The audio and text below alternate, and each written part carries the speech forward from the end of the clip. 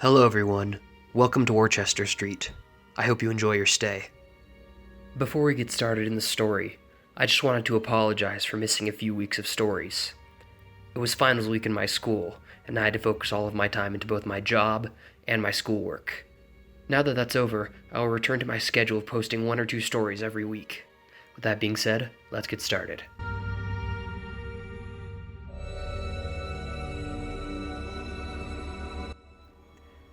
I had been going to college here in Washington State for 2 full semesters before I finally decided to join a fraternity. I'm not a party animal or anything, but the stories I'd heard about a particular fraternity's parties were enough to convince me that I had to do whatever it took to join it. Initiation week was exactly what you'd expect. They made us stay up for several nights in a row, eat some raw sardines, stuff like that. The crowning moment of the initiation process was that each person had to spend a night in the so-called murder forest just outside the city. Now, this forest is famous in our area for being haunted. Apparently, several serial killer victims were found there, and on top of that, people hear weird sounds sometimes. Still, I thought, lots of places have local legends, and I figured that the stories had been exaggerated to enhance our hazing experience. So, the 6 other initiates and I hopped into vans and were driven to the edge of the forest. One of the older members told us we should walk for about an hour along a path, and that we'd find a campsite where we could spend the night. Each of us was carrying a backpack with a sleeping bag and a tarp that we could lay on top of. I had been walking with the other guys in the group for 45 minutes when an idea crossed my mind. The rules we'd been given said we had to spend the night in the forest, not that we had to spend it in a particular area. They wanted us at that campsite so they could come in during the night and mess with us. I had no doubt. So, I decided to set off into the woods by myself to avoid the hassle that sleeping in the designated campsite would bring. I congratulated myself on my smarts, thinking I had avoided any trouble. I was wrong. I walked for another 15 minutes or so by myself, lighting my way with a flashlight. I recorded some footage of me walking through the forest, which you've been seeing. I found a nice secluded spot with a clearing. I looked around and saw it was completely empty, so I set up my tarp and laid out my sleeping bag.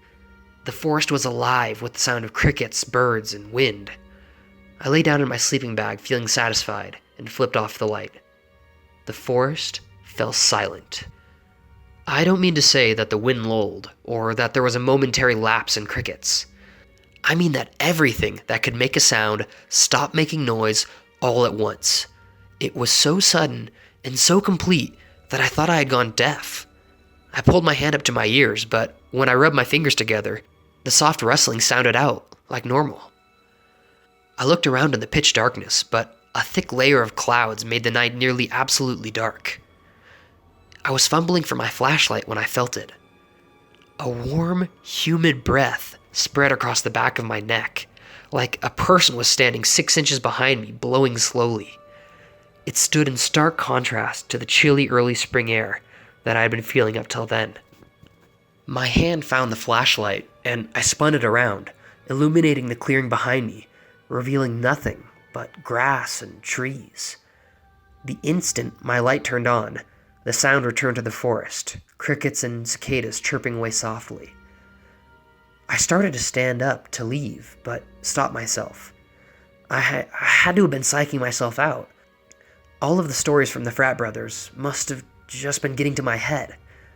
I couldn't explain the silence, but I resolved to stay the night. I laid back down with the light, and finally convinced myself to turn it back off. I half expected the forest sound to go with it, but thankfully, the crickets and the wind stayed constant.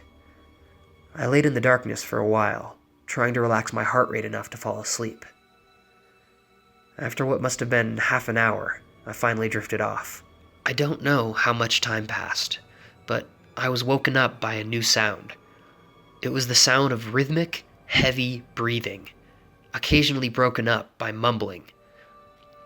The sound was coming from in front of my sleeping bag and high above me, probably some 30 feet away. I pulled out my phone and opened the camera app. I took a picture with the flash to light up the clearing and saw a figure in the trees staring down at me. It was a woman wearing a long white dress. She had long black hair that covered her face. And her face, it looked like the skin had worn through in places. She was staring down at me. The image from the flash was burned into my mind. I kicked out of my sleeping bag and started running away through the forest in my bare feet. I couldn't hear motion behind me, but I didn't stop running until I reached the edge of the forest where I got cell service. Here's the picture that I took of the woman. After I got back, I grilled the members of the fraternity, but each of them swore that they had nothing to do with it. I had been right about them scaring the other members of the group, but they had just used air horns and guns firing blanks to scare them while they slept. I guess it's possible that they were behind it all, but I can't see how they could have made the forest silent or breathed on the back of my neck when not even the other initiates knew where I was. And that woman was not something fraternity members could have created. If I find anything else out, I'll let you know.